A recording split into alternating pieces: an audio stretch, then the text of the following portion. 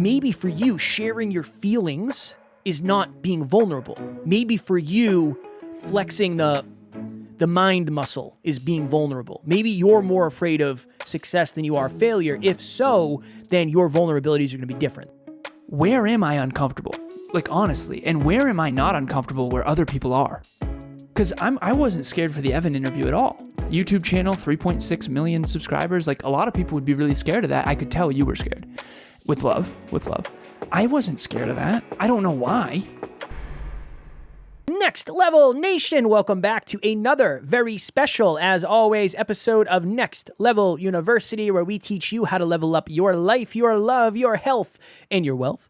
We hope you enjoyed our latest episode number 1304, another reason why your circle is everything, and everything is in all caps, so you know it's important. Today, for episode number 1305, what does vulnerability actually mean to you? So, it's interesting because when you look up vulnerability or you hear somebody talk about vulnerability, it's usually you putting yourself out there with the opportunity to be hurt, the opportunity to be judged, the opportunity to have a weakness of yours poked, right? I always use the analogy of what's the most vulnerable part of a hot air balloon? The top, right? If that gets poked and there's a hole in it, everything could go horribly wrong. That's why I didn't want to get in the hot air balloon. Too many vulnerabilities. But Alan and I were talking recently after Next Level Live, and it was interesting because I realized that my vulnerability and Alan's vulnerability on stage are completely different and pretty much the opposite, where if somebody came up to me and said, Kev, you need to be more vulnerable, it's like, that's not I don't really struggle with that. I don't struggle with the normal definition of vulnerable. When I feel vulnerable is when I kind of can't do that. So this is just an analogy. If Alan and I were teaching like an AP math course, that for me is very vulnerable. Because my jokes are not going to, it doesn't matter. You're not going to tell jokes. That's not why people are there. Where if Alan and I are talking to a therapist or we're talking to a counselor, for me, it's not super challenging to sit down and say, yeah, you know, this is how I feel. This is an insecurity of mine. This is the biggest fear I have. That's just not something that is super challenging for me. So the goal of this episode, and this is going to be a quick one, the point of this episode is maybe for you, sharing your feelings is not being vulnerable. Maybe for you, flexing the mind muscle is being vulnerable. Maybe you're more afraid of success than you are failure. If so, then your vulnerabilities are going to be different. That's kind of our goal with this episode, the point. So I remember this was probably 5 or 4 years ago. We've been doing this podcast for 6 years. Yeah, so probably at least 4 years ago.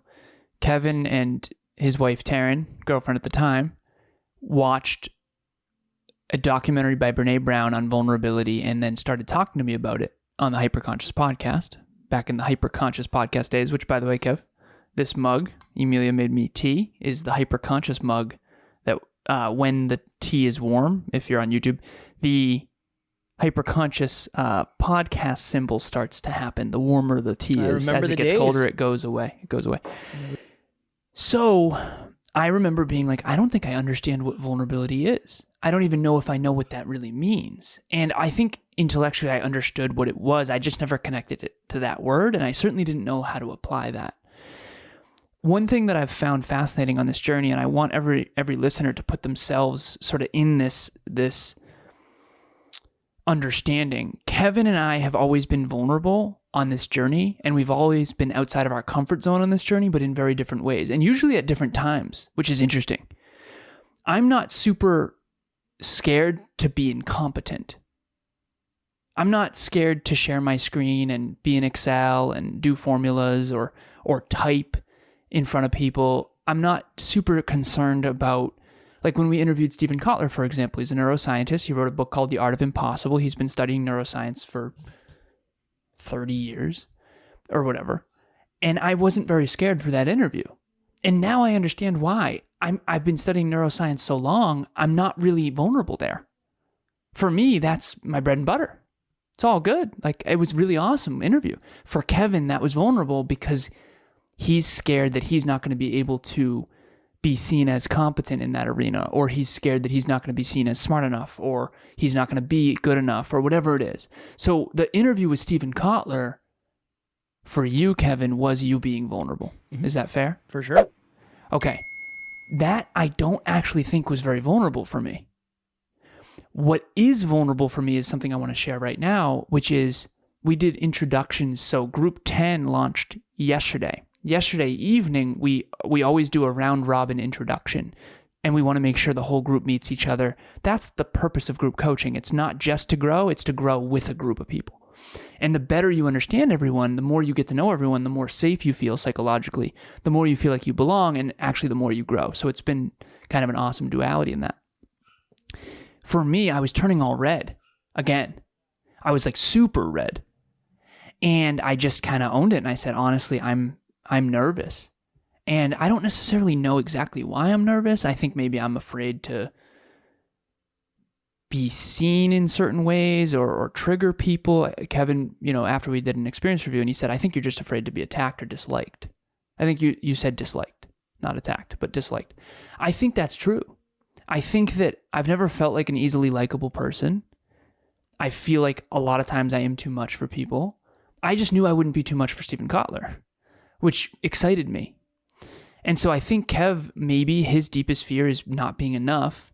Maybe my deepest fear is being too much. And I think that it's vulnerable for us. And this will be the last piece of this. Kevin and I were at a backyard barbecue one time, and he said, this is easy for me. This is great. And I told him, I said, I was really uncomfortable. That was really uncomfortable for me. He's like, well, what if here you're afraid to be too much and this is vulnerable for you, whereas Stephen Kotler, it's not vulnerable for you, you're not too much, and that's vulnerable for me. So what if I feel at home at the backyard barbecue, and what if you feel at home interviewing a neuroscientist? And I had this moment of like, that's probably true. And ever since that day, Kev, I've never looked at myself the same, and I think that that's something that we all need to be aware of. Are you afraid to be too much or too little? And by the way, it shifts depending on the context. It shifts, maybe in fitness, you're afraid to be too little. Maybe in neuroscience, you're afraid to be too much. I don't know, but it all depends on the context of the room. But I know it's all of our brains unconsciously being like, do I fit in here? Can I fit in here? Am I going to be loved here? Am I going to be villainized here? We're always optimizing for that. And I think becoming aware of that is really, really important.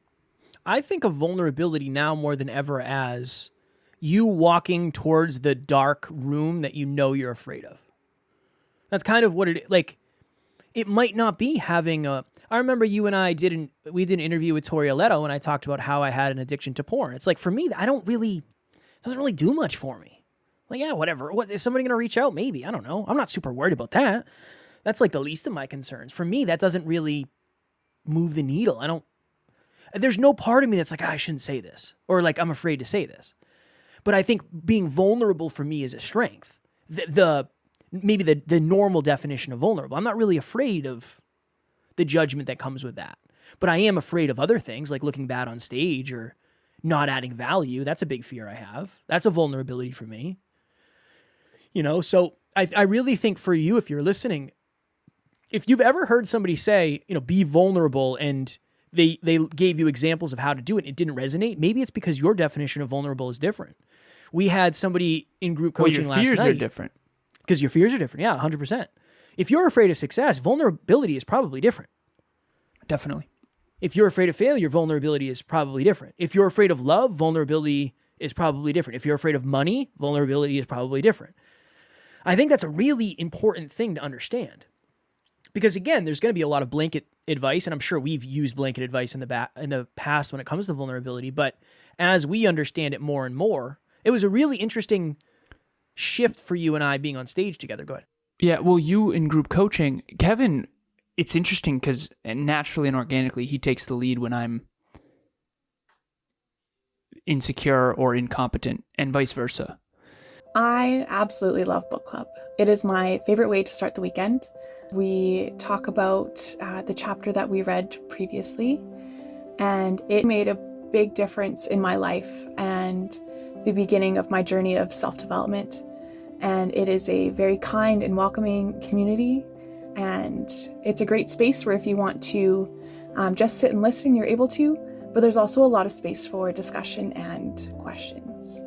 I have nothing but good things to say about book club. So at Next Level Live, the tail end of it was more peak performance oriented, and I started to lead a little bit more. But on group coaching, when we did the round robins yesterday, I kind of just tagged you in, like, dude, like, can you do this? Because I'm not comfortable here. But I kind of owned that in the moment. I think that what's important for everyone is, like, I never used to be aware of how scared I was of that stuff. Like, if you talked to me 5 years ago, Kev, I wouldn't have been like, oh yeah, I'm scared to teach a group of 10 people. And I honestly don't think I'm scared to teach a group of 10 people. I think I'm scared to, like, be my full, vulnerable self in front of 10 people, particularly, and I'll give a tiny example. So even right now, I'm actually scared to say this. I track 35 habits a day, every day. I'm not perfect. I don't do them every day, but I think I'm afraid to trigger people with that. And I don't think that's an easily likable quality, maybe. I don't know. But when I express it vulnerably, I bet you it's not as triggering. Versus, like, look how awesome I am. I track 35 habits a day. I never understood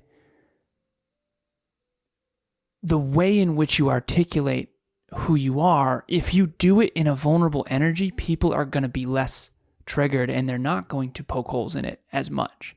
Next Level Live, I don't think I showed up incompetent. I think that I went vulnerable and it connected all the competence connected much more deeply this time. Whereas in 2022, I think I would say I got triggered. I would say I slightly puffer fished. And I think that it just didn't connect. It didn't land. It did land with some people, but it didn't land nearly as well as it would have if I had gone vulnerable. And what's interesting is, like, for you weren't uncomfortable last night on the group coaching. I was the one who was uncomfortable. But yet when we get to the peak performance one, if I let you lead, you would probably be the one uncomfortable. Is that fair? So that's what this is I hope the listeners are sitting there going, where am I uncomfortable? Like, honestly, and where am I not uncomfortable where other people are? Because I wasn't scared for the Evan interview at all. YouTube channel, 3.6 million subscribers. Like, a lot of people would be really scared of that. I could tell you were scared. With love. I wasn't scared of that. I don't know why.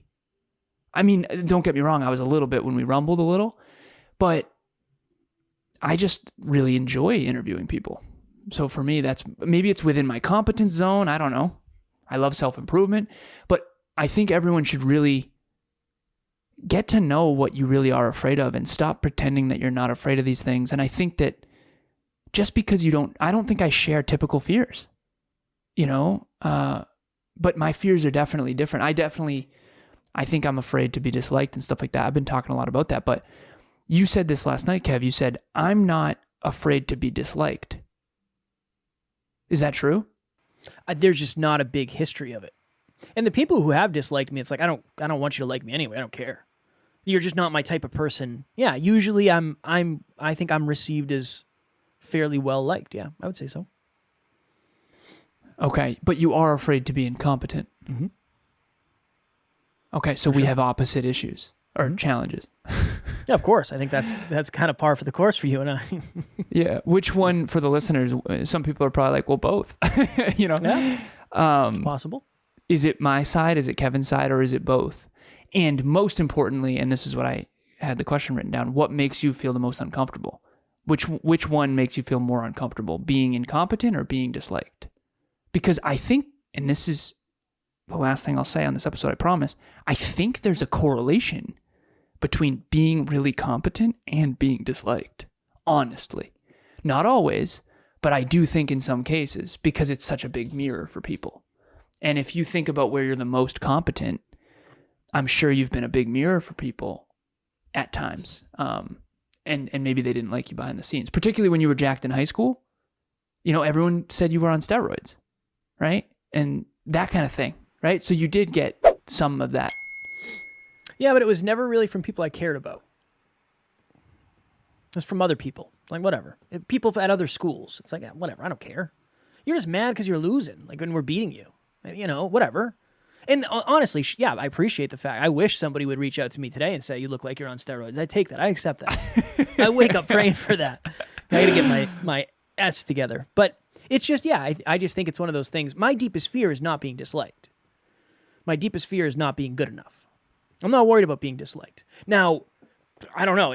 Are there people that hear that and say like, I don't really like it that much, Kev? Maybe, right? I'm sure there is. In a subset of humans, there will be. But that's not really the thing that runs me.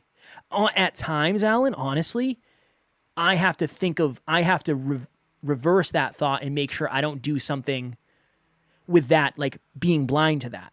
Where, sometimes when I'm like done with the conversation, I'm just like, all right, I'm going. Like this isn't for me. I have to consciously say, I know you don't really care what this person thinks, but like, don't do it to a detriment. Oh. I have that with certain people. If you're listening, not you. You're not. I would never do that with a listener. But like, there's been, if I'm having a conversation with somebody and it's like out of alignment, I'm pretty quick to say like, I need to go. I don't really care if Which makes sense if you're not afraid to be disliked. Whereas if you do have a fear of being disliked, you're going to fawn. Yeah. Yeah. Okay. Well, Deep I know we episode. got to jump, but this is, it's a good one. And for the listeners, the last thing is just which one makes you the most uncomfortable? Because most likely that's running you and you have to get outside your comfort zone with it. I have to be willing to be more disliked at times and sit in the vulnerability of that. Kev, you have to be willing to be incompetent, man. Who cares? I'm not afraid to be incompetent at all. I care. Yeah, but I'm not afraid of being disliked either, so it doesn't matter. Exactly, yeah.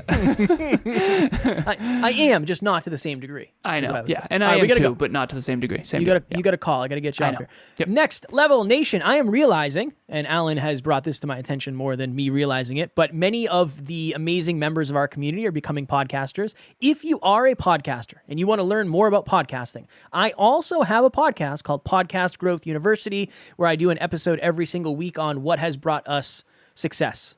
Whether it's getting clients, whether it's becoming a better speaker, whatever it is, an episode every single week.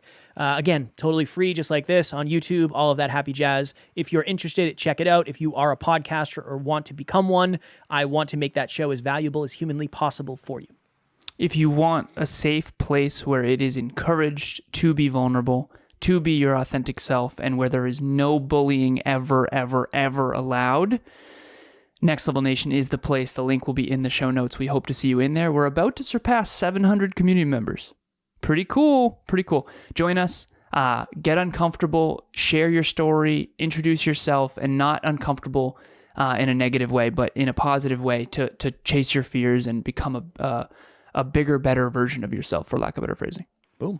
Next Level Nation tomorrow for episode number 1306. One reason many of us get burnt out. I had an awareness on a podcast today that I want to share with you. As always, we love you. We appreciate you. Grateful for each and every one of you. And at NLU, we do not have fans. We have family. We'll talk to you all tomorrow. Go get outside your comfort zone, Next Level Nation.